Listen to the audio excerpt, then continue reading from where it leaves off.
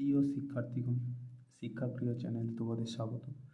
আজ আমি আলোচনা করব ক্লাস 11 দ্বিতীয় সেমিস্টার রাষ্ট্রবিজ্ঞানের একটি অন্যতম গুরুত্বপূর্ণ 4 নম্বরের প্রশ্ন।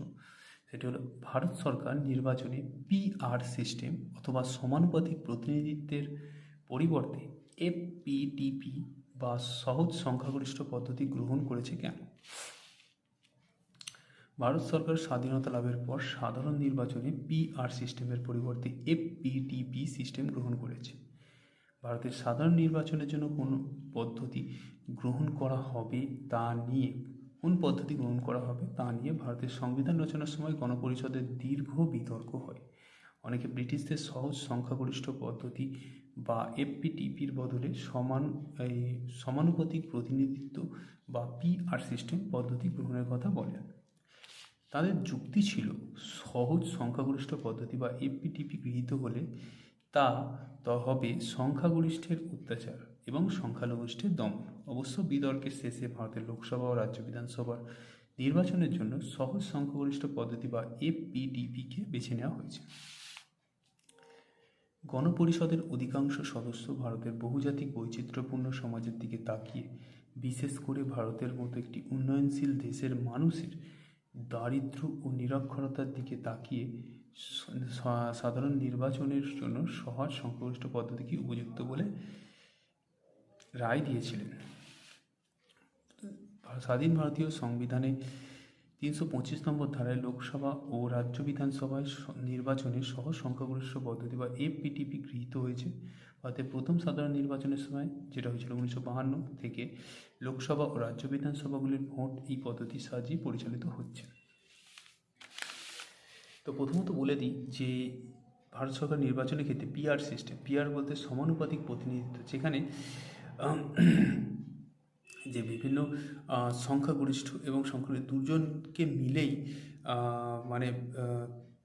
আইনসভা গঠিত হবে এবং সেই আইনসভাতে উভয়েরই ক্ষমতা সমান থাকবে।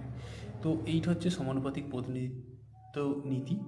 কিন্তু ভারত সরকার যে নির্বাচনে PR সিস্টেমটাকে না নিয়ে বা সমানুপাতিক প্রতিনিধিত্ব না নিয়ে FPTP বা সহজ সংখ্যাগরিষ্ঠ পদ্ধতি, যেটা বর্তমানে আমাদের আইনসভার ক্ষেত্রে চলছে, মানে এক্ষেত্রে দেখা যায় যে দল মোট আসনের যেটা দরকার, সংখ্যাগরিষ্ঠতা পেতে গেলে যতটা দরকার ততটা যদি পেয়ে যাচ্ছে, তাহলে তার সরকার গঠিত হচ্ছে।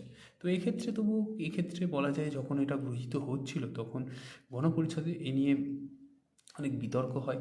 তারা যে যুক্তি দিয়েছিল যে FPTP গৃহীত হলে সংখ্যালঘিষ্ঠের দমন হবে, কারণ সেখানে সংখ্যালঘিষ্ঠরা গুরুত্ব পাবে না, সোজা হবে সংখ্যাগরিষ্ঠের কথা অনুযায়ী হবে, সেটা তিনি বলেছিলেন। তবে বিতর্কের শেষে কিন্তু এই FPTPটাকেই বেছে নেওয়া হয়েছে।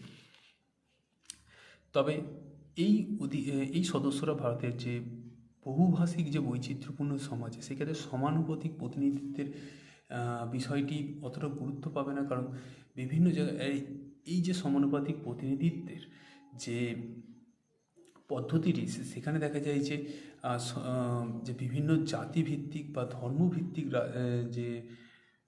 ধর্মভিত্তিক যে দলগুলি, সেগুলো সমান গুরুত্ব পেয়ে যায়, যার ফলে একটা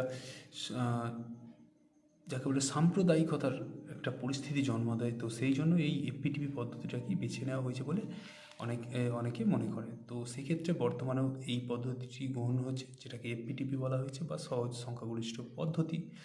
তো সংবিধান 325 নম্বর ধারায় যে নির্বাচন হয়, সেখানে FPTP পদ্ধতিতেই নির্বাচন হয়ে থাকে। তো এই ভিডিওটা এই পর্যন্তই, দেখা হচ্ছে পরের ভিডিওতে। ভিডিওটা ভালো লাগলে লাইক করে দিও, চ্যানেল নতুন হয়ে থাকলে চ্যানেলটিকে সাবস্ক্রাইব করে দিও। ধন্যবাদ।